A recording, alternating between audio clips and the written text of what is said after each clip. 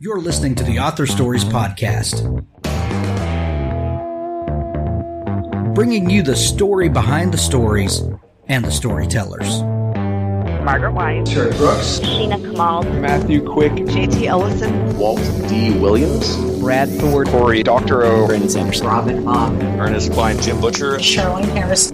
Visit hankgarner.com for archives of all the shows. Today's guest is... Well, thanks for joining me again for the Author Stories Podcast, where I bring you the story behind the stories and the storytellers. Today, I'm super excited to have Vera Kurian on the show with me. She has an amazing new book. It's called Never Saw Me Coming, and this is one of the most unique takes on the thriller genre that I've read in quite some time. And from page one, I was hooked into the story, and I just couldn't get enough of it. I know you're going to love it as well. The book is called Never Saw Me Coming, and it's available everywhere in the States when you're hearing this, and then everywhere else. It's coming out later in the week, and this is something that I know you're going to love. Welcome to the show, Vera. Hi, thank you. It's good to be here. Well, thank you. I'm excited to have you. Vera, we begin each show with the same question, and that question is, what is your first memory of wanting to be a writer or storyteller? I think it must have been probably maybe around fourth grade. I was really enamored with Greek mythology. If any of your listeners remember a book called D'Ailaire's Book of Greek Myths with these like strange color drawings in them. I was obsessed with that book, and then I started writing horror stories that added elements of Greek mythology. And then soon after, I got a manual typewriter, like the kind with the ribbon, where the key hit the ribbon. Oh, yeah. And then ever since then, I was a writer. I love it. An interesting thing happens when, you're young and you have this epiphany sometimes. I'm going to be a writer. I'm going to tell stories. And, a lot of times things crop up and life happens, and, you start, pursuing a career, and then bills that have to be paid and all of that. And then writing has a way of coming back around. What was that like for you? I never wanted to be a writer full time because I was always interested in psychology. And that is what I, started to study in my undergrad. I remember I also took writing class. I minored in creative writing. And I remember having a professor asking me like, oh, you're going to do that? Like instead of getting your MFA? But like, I never wanted to do that. I mean, I always, I was really interested in at first clinical psychology, but then social psychology. So then I went to grad school for that. But all along the way, like as a hobby, I was writing. And, around 2013, I started publishing and going to conferences and stuff. But I had submitted short stories like from the time of like high school to publications. And it was always just like, I can do this in parallel with having a real career that's totally unrelated. Like I, don't work in publishing or anything. So it is possible to do more than one thing at a time. I'll say that. Absolutely. I do find it interesting that you wrote a lot of short stories, and that was a medium that you were comfortable in. I'm reminded of the advice by Ray Bradbury that he would tell people that you should write lots of short stories before you attempt anything else, and write a new short story every week, because at the end of a year you couldn't possibly write 52 bad short stories, could you? Mm-hmm. I think it was kind of tongue in cheek, but he believed in really working the process. Was the form of the short story something that you just naturally gravitated toward, or what was it that excited you about that form? Yeah, I think it's a manageable chunk of work to have. And I think when you start taking writing classes, everyone's writing a short story in a workshop because it's not tenable to workshop a novel in that sense. And then when you're in those classes, you're reading the kind of classic short stories that are in the Norton anthology, and John Updike and Carver and stuff. So that was kind of what I was emulating. And I mean, I know there are people that go from not writing, they don't write short stories, they just start writing novels. I don't really get that, because I feel like I had to kind of master short stories and actually develop a voice that way before I could move on to writing a novel. Initially, all I wanted to be was a short story writer, and then I wrote a short story that someone said, you should turn this into a novel, and that was when I wrote my first novel. So that was going to be my next question.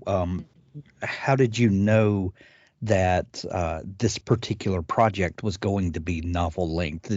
When you started thinking about it and thinking about the characters and the way the plot unravels, did it just naturally need to be a novel length work?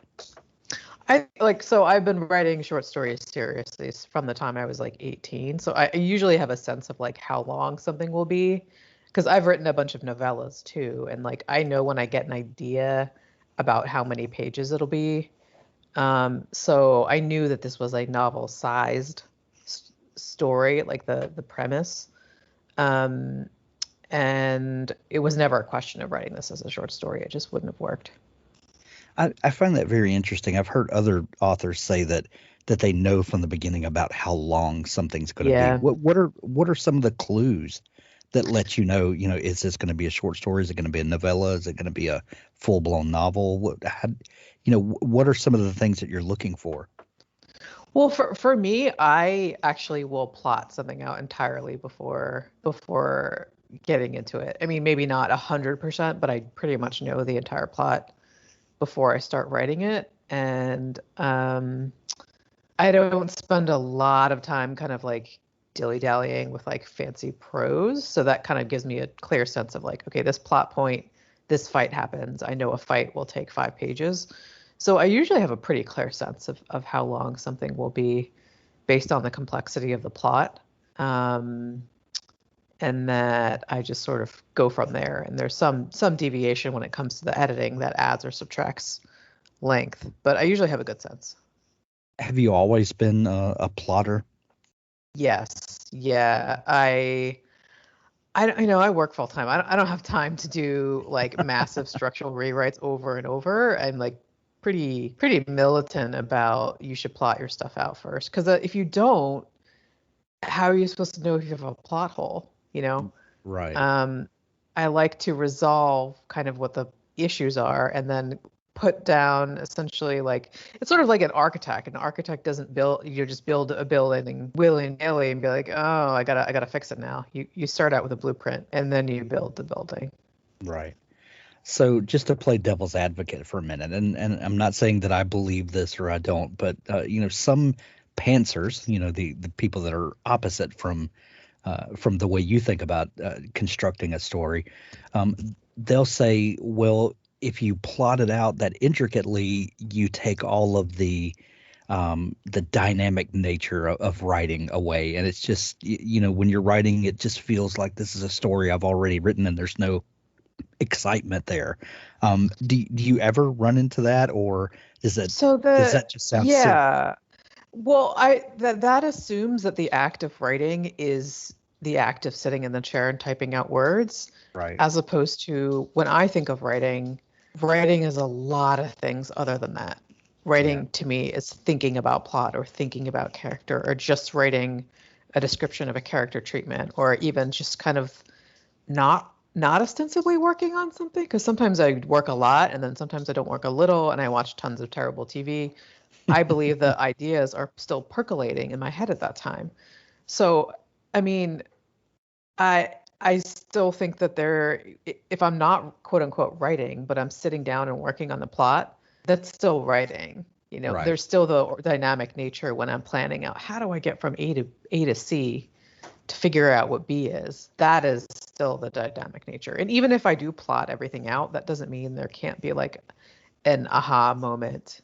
And even if you figure everything out, then my editor can take a look at the draft and be like, oh, we need to do this. And then you have to fix it again anyway. So I guess I just don't think of the process as like a sacred thing, Yeah. I 100% agree with you that writing happens, especially when you're not sitting down at the keyboard. Sitting down at the keyboard is kind of when you're dictating the all of the things that you've already worked out. And lots of activities can be labeled as writing because your subconscious mind is kind of chewing on problems and things like that, and they have to be worked out, and not always at the keyboard, or seldom at the keyboard, actually, when you really think about it. Yeah, exactly. Yeah, I mean, I feel like a lot of by the time I sit down to write, I've kind of already done 90% of the work. Right. And doing that work walking around or thinking when I'm taking a shower or something. So you minored in creative writing. What was your major in? Psychology. So did that ever seem interesting to you, that studying psychology and creative writing, did you ever see how those two would meld together, or was that a very conscious thing on your part? No, I don't think it was conscious at all. I never really thought about that psychology was informing me as a writer. Well, surely it does, but I always thought the thing that informed me as a writer was reading a lot. But I also think the same thing that draws me to writing is the same thing that drew me to psychology, which is like wanting to understand human beings. And that's kind of what writing is that you invent a human being who doesn't exist, and then you put them into various problems and then see what they'll do, it's kind of like when you do experiments. It's a little bit similar to that in that respect. Yeah. You hear that advice all the time, that writers need to read a lot and then they need to write a lot, and that through those two practices you become a better writer. I like to add a third to that, and that is to talk to other people. I mean, there's so much you can learn from just interacting with people, and not only learning people's stories and hearing them tell about it, but the way people communicate and the body language that goes along with what they're saying. There's a lot that a writer can pick up from just the basic human interaction, and I think that's coupling creative writing with psychology is just to me that's just a masterful combination. Yeah, I mean, how can you write three-dimensional characters without Right. understanding actual human beings as three-dimensional characters? Right. So you go in your debut novel here. You just jump straight into the deep end and never saw me coming. And when we're talking about psychology, you just go straight hard in the paint, as we say. What was the initial idea for this story? I love to hear about the beginnings of things. And one moment, never saw me coming, didn't exist in any form or fashion, and then either a character came onto the stage of your mind and you started wondering what she was up to or he was up to, and then in some form it does exist, and then it's your job to kind of excavate what's going on here. What was the beginning of this project for you? I think the background is that I had been reading a lot of psychological thrillers which involved these sort of hapless female characters.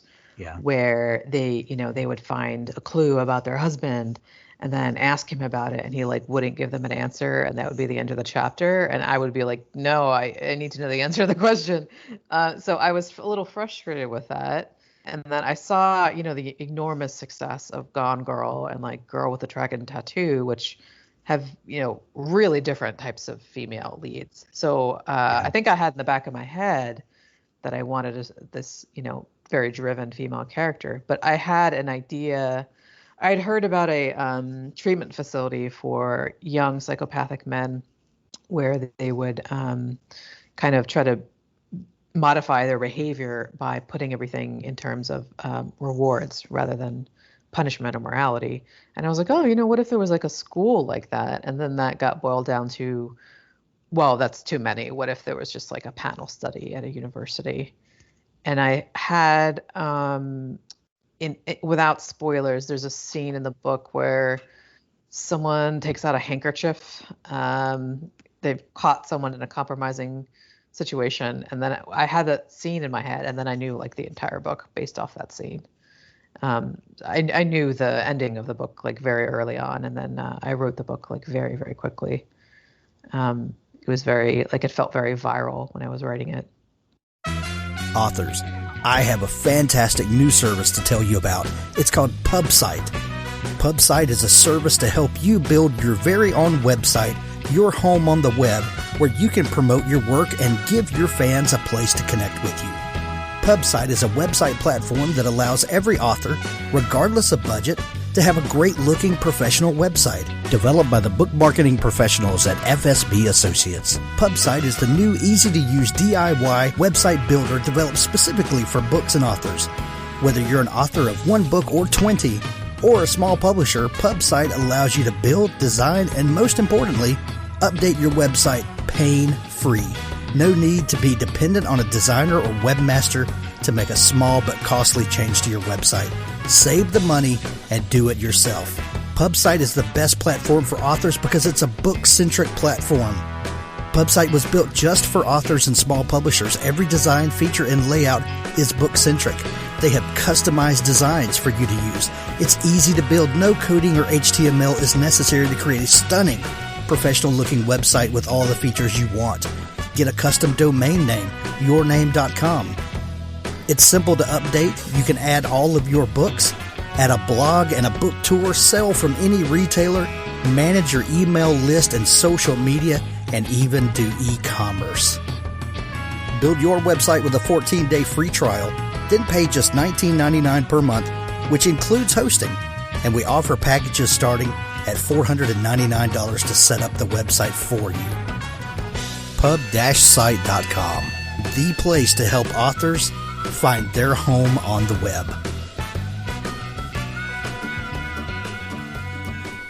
Looking for a tool to help you visualize your story before the drafting begins? PlotPens is cloud-based and optimized for any device. There's nothing to download.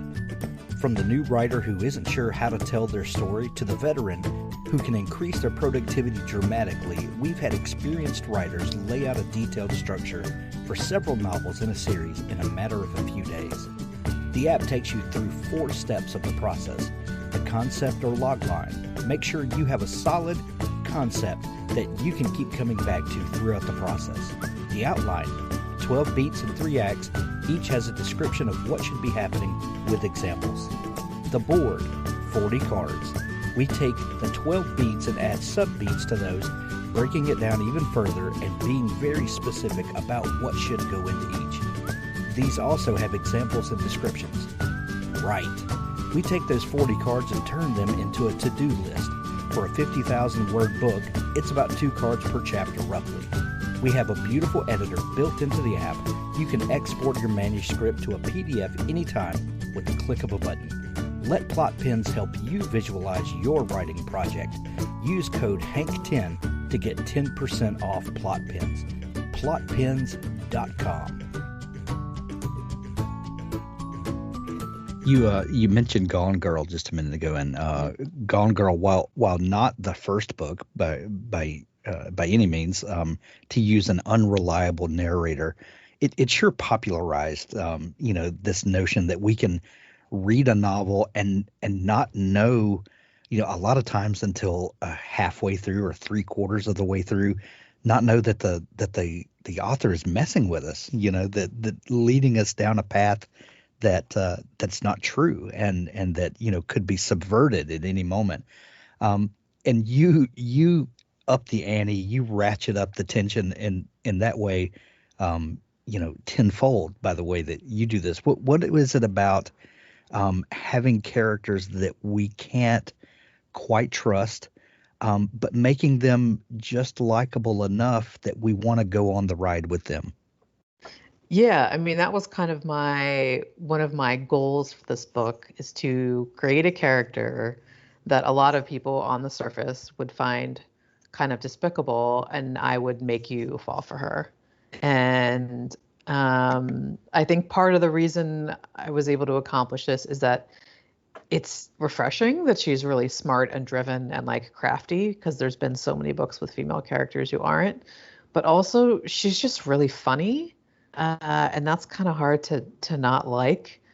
And I think for women, particularly reading the book, Chloe is kind of the opposite of a lot of ways that women are forced to be. Like, we're told to be modest, and she's completely immodest, and we're told to be sexually reserved, and she's very open about her sexuality, and we're told to be meek, and she is planning a murder that's very violent. And there's something kind of satisfying about that to women. A lot of people are like, I don't know, I'm kind of icked out by this, but I like her and I want her to achieve her goal of murdering someone. There's something to be said. I'm glad you brought up the humor. There's something to be said about a thriller that keeps us on the edge of our seat and keeps our blood pressure up. And then just a perfectly timed scene where the writer lets us off the hook a little bit, lets us take a breath, lets us laugh a little bit, lets our blood pressure come down, our adrenaline come down, so that when you hit us with the next punch, it's almost more impactful because we have this emotional roller coaster, if you will, the ups and the downs, and we get to experience those. Is humor something that's really important to you? Well, let me ask it this way. Of course it is. Is it something that you set out to do, or does a character's characteristics just kind of dictate who they are? Did the humor come with her, or was it something that you were consciously looking for places to interject? Yeah, it's interesting you say that. I did not intend to write this book and have it be funny. I had her character in my head with no sense that she would be funny, but I knew she was kind of shallow and judgmental. And then on the page, when I'm writing it, that would end up coming out kind of funny. And even when I'm reading the book back and I wrote it, I still kind of laugh at some of her one-liners. And I think that just comes from like, I'm kind of someone who's naturally funny. But if you think about it, as you were asking the question, I was thinking like most thrillers don't have humor. I know cozy mysteries do, and that's a really different ball game. But like thrillers, for the most part, are often humorless. Right. But I come from the tradition of I grew up like watching horror movies, and in horror, like fear and jokes are like go hand in hand, and like you actually kind of sometimes need the humor to balance the horrifying things you're observing. So I wonder if it has something to do with that of like also it's just like it's fun to see the three main characters here interact. They're just so funny when they're together that like I couldn't resist. I kind of can't resist like making fun of certain cultural things or stereotyped about different types of characters that you'd meet in college. Yeah. Did you know from the beginning that you would have alternating points of view, that we would see part of the story through Chloe's eyes and part in third person, and kind of how did you kind of settle on the style of narration that you chose? Yeah, I think a lot of psychological thrillers will have a very claustrophobic first person or a close third with different narrators sometimes. And I wanted to do a mixture of first and third because it would allow the style of narration to inform how the mystery is occurring. So we see what Chloe is seeing, but what we see in third person is other people observing what she's doing, and then other people observing other people. So we can see a different perspective on them. So we get clues via the different shifts in narration. And then you're like, it is a good way of doing clue reveals without someone having to withhold information, which is a pet peeve of mine. So when we get introduced to a new narrator about a third of the way in, that person has information that Chloe doesn't have.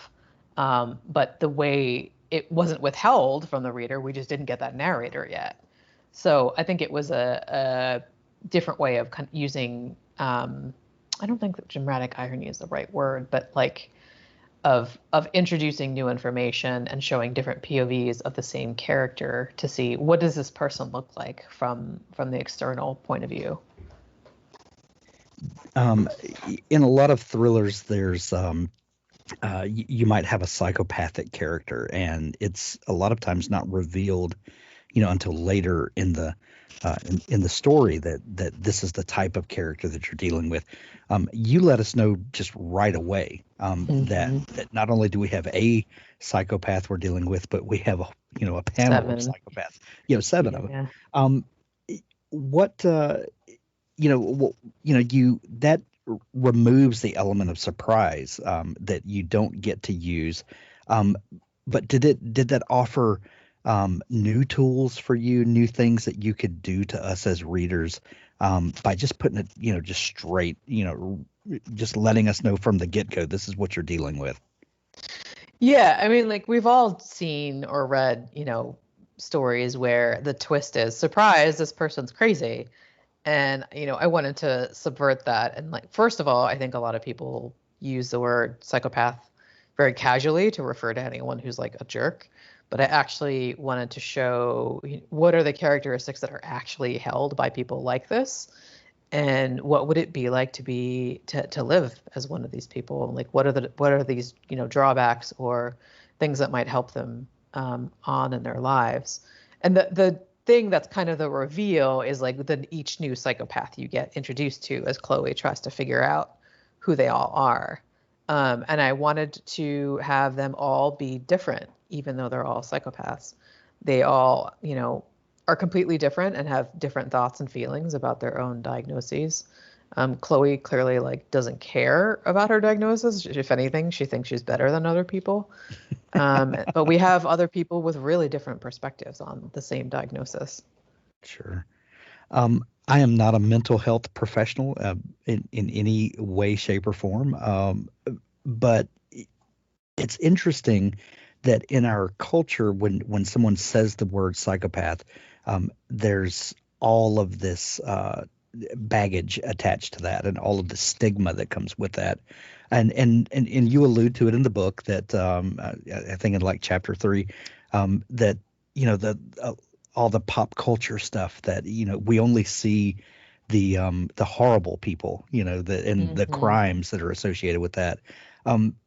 Was that something that you set out to do, to kind of pull back the veil a little bit and to look at people that just automatically get stigmatized, maybe in a different light? Yeah, I mean, I think they say somewhere between 1% to 3% of the American population is psychopathic, and that many, many, many of these people are not in prison. They are, walking down the street with you. So I wanted to show these as like fully rendered people, and also to be, it's not the case that every single person who's committed a really odious crime is a psychopath. Like a lot of serial killers actually aren't. And a lot of people who work at Enron probably were. And it's just, were they well-adjusted enough to get on in life? But Robert Hare, who's one of the main researchers in the field, talked a lot about how a lot of people in corporate America have these traits, but it helps them to be successful. So, and there's you can kind of see shades of this in the different types of characters that are in the book. Right. How long did it take you to plot out this? Because the plot is so intricate, and there are so many twists and turns, and false starts, and you pull the rug out from under us like 18 times.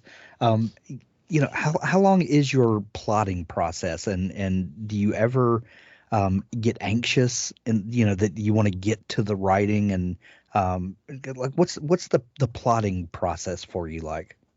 I mean, I probably had 70% of the plot figured out as I was writing it, and then I wrote the first draft like really fast. It was like 6 weeks. But then when I started querying it, I got really detailed feedback from an agent that was like, there's a major fault in this plot. And as soon as they said that, I was like, oh. So then I really took a lot of time to just plot without writing, to like piece together the puzzle to have it make sense. So that took a lot more time. That took like a few months. and then the writing itself was fast because I kind of am a mystery writer where I want things to be like fair play. Like I don't like anything that feels like cheating. So I wanted there to be consistent clues, like a clue in almost every scene, and then for it to be like reasonable when you get to the solution with that, so it doesn't feel like the reader's getting, the wool pulled over their eyes or something. So I do think a lot about, is the plot fair? Is this the right time for this piece of information? And have we earned it? Because I don't want like twist for the sake of twists. I'm actually kind of against twists myself.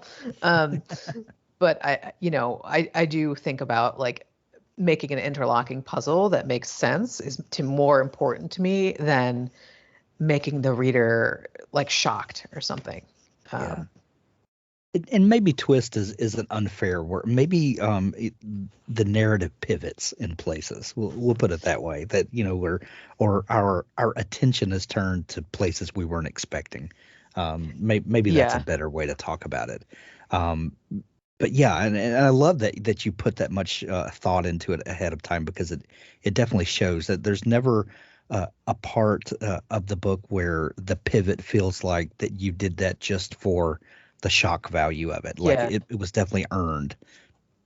Oh, that's good to hear. It's like really important to me because I get really angry when I feel like I've been cheated for the sake of surprise when I'm reading a thriller. Because really, for me, when I'm reading, I'm there for character more than I'm there for some kind of crazy plot. So I wanted people to have a good time with the plot, but I'm really more interested in the characters myself.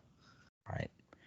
Well, now that Never Saw Me Coming is out in the world, and your debut novel is out, and people are picking it up and loving it from what I can read so far, how do you start thinking about what you're going to follow this book up with? Is book 2 in the works? Yeah, so there was a period of big downtime last year where I started. I'm writing a much larger book that's dual plot line, that's very intricate with 6 main characters' points of view.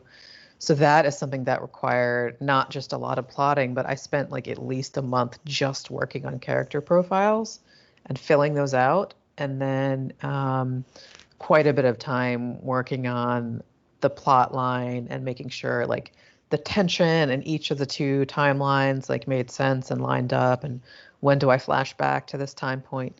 So I'm I think I just about finished plotting that. I just kind of have to figure out a couple things, but I've been so busy promoting this book that I haven't actually gotten to work on that for like a month. Right. So it actually will be kind of nice to when things die down. I love, the tension's really nice and the book deserves it, but it's also really stressful, and it would be nice to get back to writing. I can only imagine. Never Saw Me Coming is available now wherever you buy books. We're going to put links to it in the show notes of this episode, where you can grab it from Amazon or Audible. And visit your local bookstore, especially if it's an independent bookstore. Let's give them lots of love. I know bookstores had a really hard time over the last year and a half or so, and so if your bookstore is open, please go visit it and grab Vera's book from them.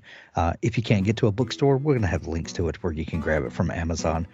Vera, if people are just discovering you and want to dig into all the great stuff that you're up to, is there a place where they can connect with you online? Probably the best place is my website, which has a blog on it, so verakurian.com, and then I'm on Twitter more than I am on any other social media site. Great. But I'm also releasing a number of blog posts that are behind the scenes info about the book, which might be of interest through the month of September. Nice. We'll link that up in the show notes as well. Vera, this has been so much fun chatting. I love the book so much. I'm telling everyone about it.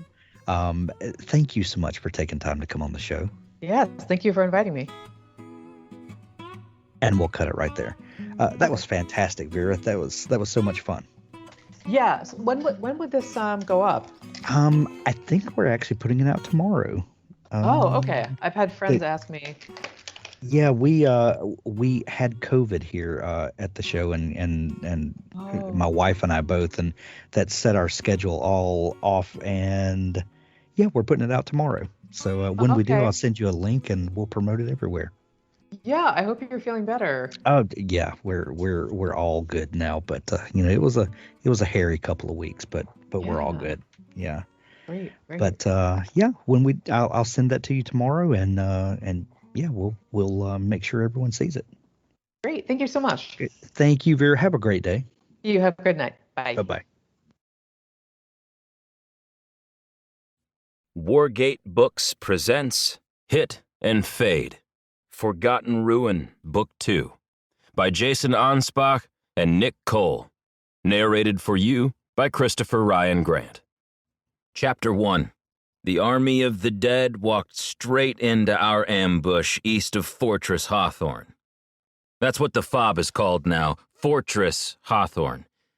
Despite it being officially known as Forward Operating Base Hawthorne, as was originally intended when the 50 detachments of various special operations groups came forward through time from Area 51. A one-way mission to save Western civilization from a rampaging nanoplague destroying the very fabric of said civilization. Apparently, we overshot the temporal insertion point and stuck the landing. Sorta. About 10,000 years too late. Said civilization is now basically something straight out of Tolkien or Dungeons and Dragons, which we've all now gotten a lot more familiar with thanks to our resident expert and fledgling hedge wizard, the infamous PFC Kennedy. But the Rangers just call it the FOB. The first of our explosives to ruin the leading elements of the army of the dead advancing on us, Claymore Mines, the recaptured forge back at Hawthorne, had cranked out in the weeks after we'd retaken it from King Triton, were fired by Ranger Sergeant Kang down there with the scouts and Captain Knifehand's assaulters. It was close to midnight when the front rank of bony warriors, carrying rotting shields and spears, eyes glowing malevolently in the deep night mist, advanced into our ambush, only to get ruined by the daisy-chained claymores' sudden eruption. Above us, a cloud-shrouded moon cast a wan yellow light over the battlefield. The night was hot, and spring was coming on full now. The pilots who'd gotten us here in the grounded C-17 back at Ranger Alamo, using their meteorology skills, had guessed it was going to be a long, hot summer ahead of us, and an early one at that. But there was a cold shiver in the dark on your exposed skin that you couldn't quite explain when you saw the dead advancing rank after rank. The bone warriors, carrying spear and shield, other, darker creatures barely seen. The lower areas of the earth were graveyard cool and misty, so maybe that was it. Still, the brutal, unrelenting cold of our almost last stand back at Ranger Alamo was gone now. But not the horrors. There wasn't a night that some ranger didn't wake up out of a tormented sleep, breathing heavy, sidearms scanning the dark and looking for orcs and ogres to ventilate. I was sweating in the hour leading up to the attack, despite the night and the mist. Kurtz had us humping hard to get the 240 and all its ammo up to the top of a small hill that overlooked the area where we'd channel the advancing echelons of the Army of the Dead into further fun and games the Rangers had planned at a bend in a riverbed. If the approaching army of the dead continued on their current course track, they'd enter it for a brief period. It was decided by the captain we'd kill them there. And I was sweating. Not because of fear. No, not at all. "Firing," whispered Sergeant Kang over the comm as he detonated the mines. And 8 daisy-chained claymores spat thousands of steel balls all across the front line of what even I was still finding it hard to believe I was seeing through my night vision device. Skeletons. Warrior skeletons. Ancient warriors like something out of the Bronze or Iron Ages. Worked breastplates of molded plate or rotting scales. Green and tarnished, stamped with the markings of fabled armies fallen in battles long, long ago.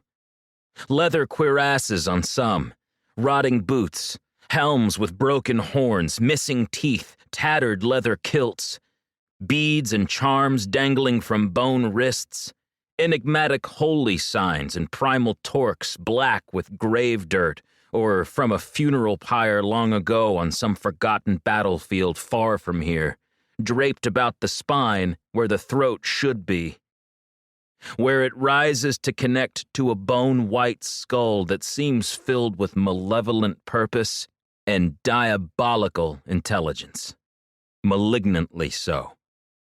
Walking skeletons like something out of a Ray Harryhausen clay model Sinbad epic from the 1960s. Above, the sliver of moon gave enough light to strengthen our NVGs, making the night vision devices perform exceptionally well as we sprang our trap and watched the advancing elements get rocked by our initial high-explosive opening bid in the game we were about to play. The air was still and hot in the moments before the fight began as we lay there in the tall, sharp grass, waiting for it all to go down. I was thinking a hot cup of coffee would be nice about now, except my canteen only had cold coffee I'd brewed during the long, silent, and windy afternoon of preparation. Still, I was happy knowing I had some, rather than none.